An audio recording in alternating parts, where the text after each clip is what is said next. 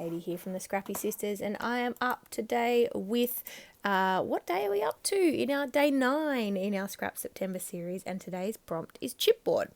Today we have the awesome Crystal Barrett from Pineapple Papers joining us today.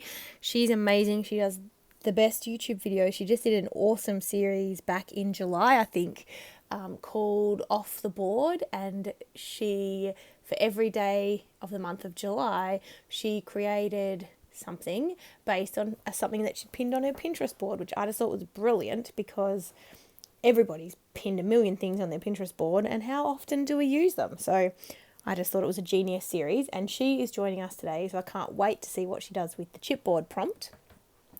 For me, I am actually creating a very simple layout. I am scrap lifting Crafty Raven, who is Steph. I think their name is Steph. I saw this on Pinterest, but it is from Crafty Raven's Instagram.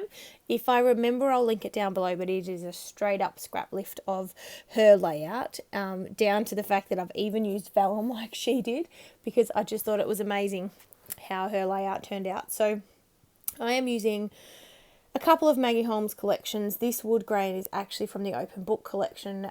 2 of the chipboard sheets beside us are from Open Book, and then 1 is from Bloom. And I think a couple of the papers that I back my photo with are from Bloom, but I could be wrong. Oh no, I think I am wrong. I think it's all from, I don't know. It's either Bloom or Open Book. They're the only 2 collections that I used for this.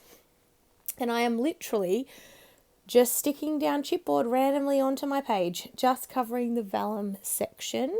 And this, for me personally, was a great way to use up chipboard. I finished a sheet of the Open Book chipboard. I didn't have very many left on it, but I did finish that up. I've been trying to do that for a while, but there's some random pieces on there that I just had a lot of trouble using, so they just went on this.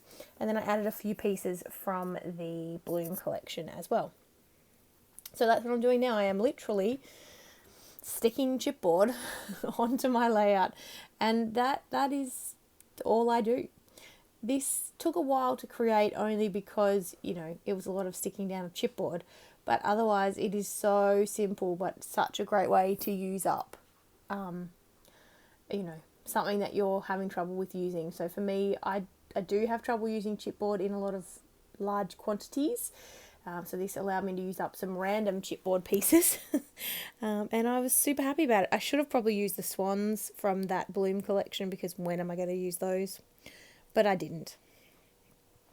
So here we are, sticking a couple of other random elements from the Bloom collection on this layout. So one were these pinwheels, which I used, and I did use a couple of other things, but I don't know if I stick them on now or not. I definitely used the teacup with florals in. And yeah, I'm just kind of sticking them randomly onto the page. I do end up covering half of these with my photo, which I didn't really think through, but they're already stuck down, and they're quite difficult to pull up once they've stuck down. Even though they're quite old, the Open Book ones in particular are quite old, they're still very sticky. Very sticky. So here I am sticking down some more of the Open Book chipboard from the new sheet that I opened. So I wanted to add another floral because I had the large floral piece in the top right, so I added one in the bottom left, and then I do add the darts on because they're just a bit random for my liking.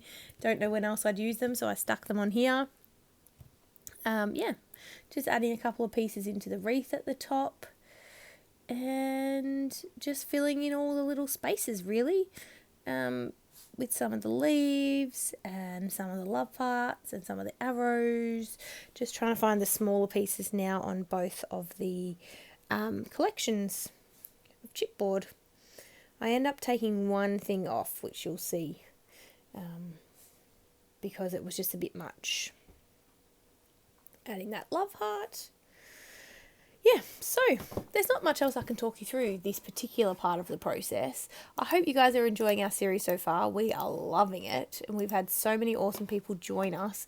And I know, we're only up to day 9, and there are 30 days in September.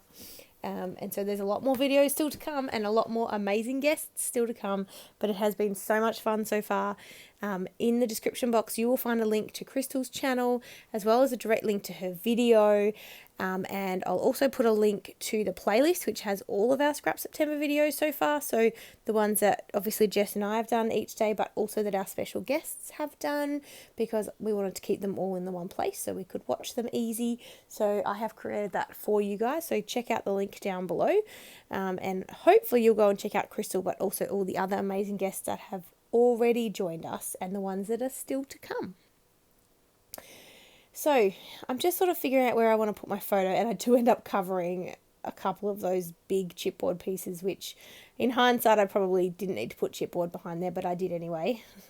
And I'm adding a couple more pieces just to fill some holes. I do take a couple of things off because I felt it was a little bit much. So, this is open book, isn't it, that I'm using now? I think it is. So that wood veneer piece is from Open Book. I am mounting my photo on some white cardstock first. This, just so randomly so you know, this was a cut file that I started cutting and it didn't cut properly. So rather than waste the entire piece of 12 by 12 cardstock, I keep it beside my desk and I use it to back my photos. Because sometimes cut files go wrong, but I don't want to waste that white cardstock because it does cost a decent amount of money. So I use it to back photos. So that's just a little tip for people. Don't throw it out. You know, if you do make mistakes with your machine or your machine plays up, don't throw it out. You can always use it. So make sure you use it in other ways, like backing photos, because it doesn't matter if it's not perfect white cardstock to back photos, because you really only see the tiniest bit of it and you would never notice if there was, you know, a weird cut mark on it or anything like that. You wouldn't notice. So that is done. I only used that other darker wood veneer to back the wood veneer. Holy cow, I said that before too. Wood grain paper to back my photo. And now I am just figuring out where I'm going to place it, and I'm actually sticking these foam dots from Kaisercraft directly onto my layout. These are slightly taller than the chipboard, so I wanted my photo to sit up a little bit rather than sitting directly on the chipboard.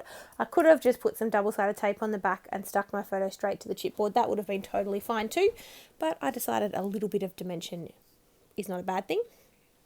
So it was just a bit easier for me to stick the foam dots straight onto the layout rather than onto the back of the photo, because there was so much chipboard. I didn't know, you know, it would have been too hard to match up from the back of the photo if I stuck it onto the back of the photo to then stick it down onto the page. It was just easier this way. So you saw me there pull up that love heart. I didn't want to cover the love heart because I thought I would actually use that. So I do peel it off and add it back to my chipboard sheet so I can use it at a later stage. I didn't worry about the other things that I covered because I figured I wouldn't use them anyway, so it doesn't really matter. Now, if it is chipboard that you love, obviously don't cover it. Definitely keep it and use it on other things.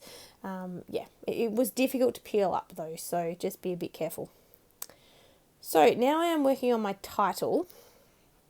Pulled out some thickers. I went with black because I thought it would be the easiest to see, and I edit this part out, but I actually put my title onto this baking paper, which is similar to greaseproof paper that you get in the States.